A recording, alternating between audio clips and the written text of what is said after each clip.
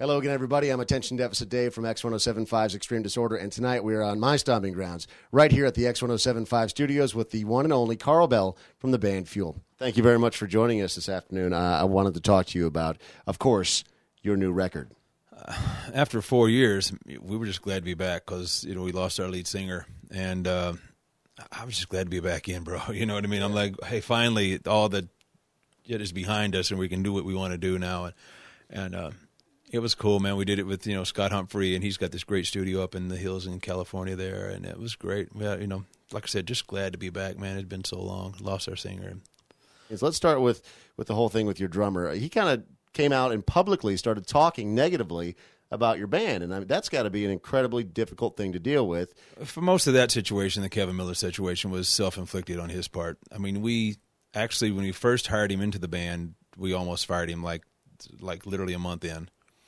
Got over that, talked him out of that, talked him through that, and look, dude, just chill out and be cool, and it was great. Finally, it just came to a head, and we gave the guy like 3 chances to try to just not rock the boat. That's all we were asking for. You know what I mean? I understand you're going to do things and you have fun and do your thing. Just don't agitate everything all the time. And somehow he's had that personality. That's what he kind of wanted to do. With Scallions leaving the band, that's got to be the hardest thing that any band ever has to deal with, is losing the lead singer. Was there ever a point in your mind where you kind of went, all right, it's time to punt on Fuel, I want to start another project, I know what I'm doing, I'm a multi-platinum artist? Or from the get-go were you like, all right, big bump in the road, but still just a bump in the road? I couldn't have done it without Brett, couldn't have done it without Kevin, and I'll admit that totally. And they brought a lot to it. And Brett, of course, being a front man, killer to try to replace that. And Brett had definitely developed had his own style, had his own thing going. And when he called up and said, hey, I got some issues I want to deal with, and he just bowed out of the situation, yeah, what now? It's not that easy, to get a band and to have everything line up and have a career is so incredibly difficult, because it's not always about having a perfect song, because you got to have the perfect song at the right time, with the right people pushing it, with all this other, you got to have 1,000 things right to make it work. And so for a while there, yeah, we kind of went, oh, what do we do? Let's just fold up and go home. But Jeff and I were still in the band. I wrote all the music, or at least for the most part. And I said, you know what? It's worth it. We wouldn't come too far with this to start from scratch and start all over again. Let's see what we can do and see if we can find another singer. And so that's the route we took, and we'll see how that works out. The jury's still out on that as well. Do you think that if the situation had been right without American Idol involved, that it would have worked out with Chris Daughtry?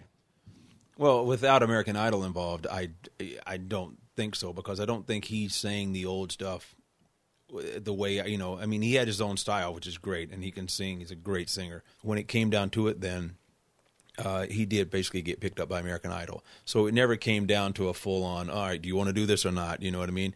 But we were seriously talking and trying to decide whether or not it would be something, and we didn't know at the time.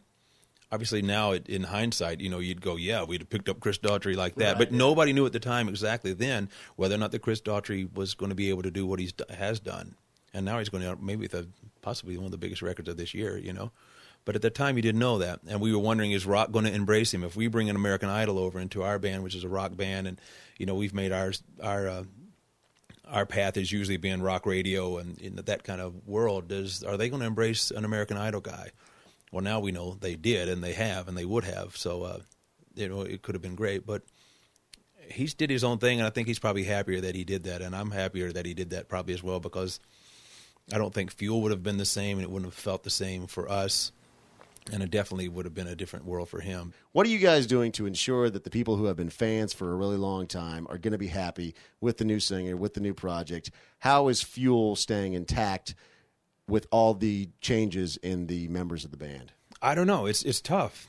It's not like it was before. I don't know if maybe we may not stay intact. I don't know how this is going to play out yet. We're still early on with the first singles out already, and now we're moving on to the second single, so who knows? And we appreciate you sitting down with us tonight here in the Raw Music Room, and really, honestly, best of luck to you. Thanks, man. Appreciate it.